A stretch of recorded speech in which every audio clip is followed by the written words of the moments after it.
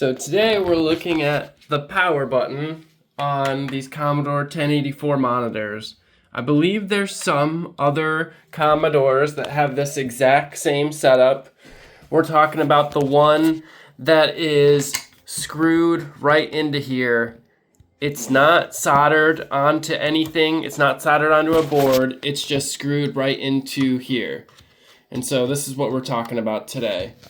So what happens is these buttons break all the time. So when you press this power button, it doesn't stay on. It'll only stay on if you hold it.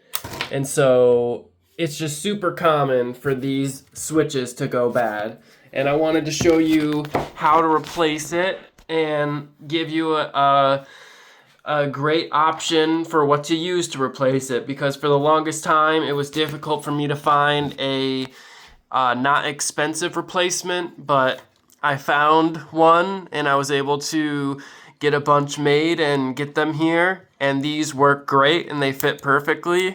And so I'm going to list them at a decent price on the website, cheaper than anywhere else I can find them at rgbmods.com. So first, we got to get this one out, and I clipped these wires just to get them out of the way, but yours will connect, so disregard that. This won't matter. All you're going to have to do is unscrew this screw here. See if I can do this while we're recording. So get that screw. That pulls out. Be sensitive of these LEDs because they can break. Now take notice of your switch, how it's using the bottom left and the top right holes here for these two screws, here and here. So we're going to remove those two screws. Let's see here. I'm trying to do this on the camera, but I'll just pause it. Okay, I just took those two screws out, and then this just comes right out now. And yours will have these wires connected, but just go ahead and snip these and remove them, and then where these are connected on this switch, just connect them in the same spots on this switch. So if we're looking at it like this, there was 4 wires on here. You put the top left wire on the top left, top right, you get it. So, and I'll include some heat shrink if you want to use heat shrink on them, just like from the factory. This is how it looks from the factory. So to get the new button, the new switch in, you just line it up on here just like we did. So if we're looking at this, you can see how the bottom left and the top right holes are lined up. And then this is how it looks this way, the orientation of the switch.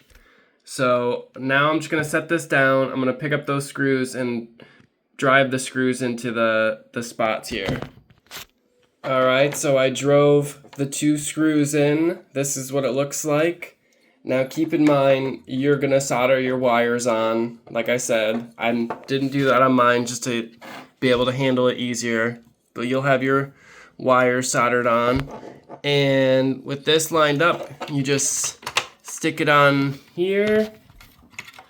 You'll see on the right side of the bracket, there's like a little pin that it lines up with. And on the left side, you drive your screw back in.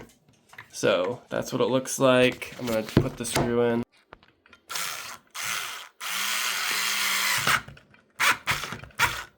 Make sure it's nice and tight on there.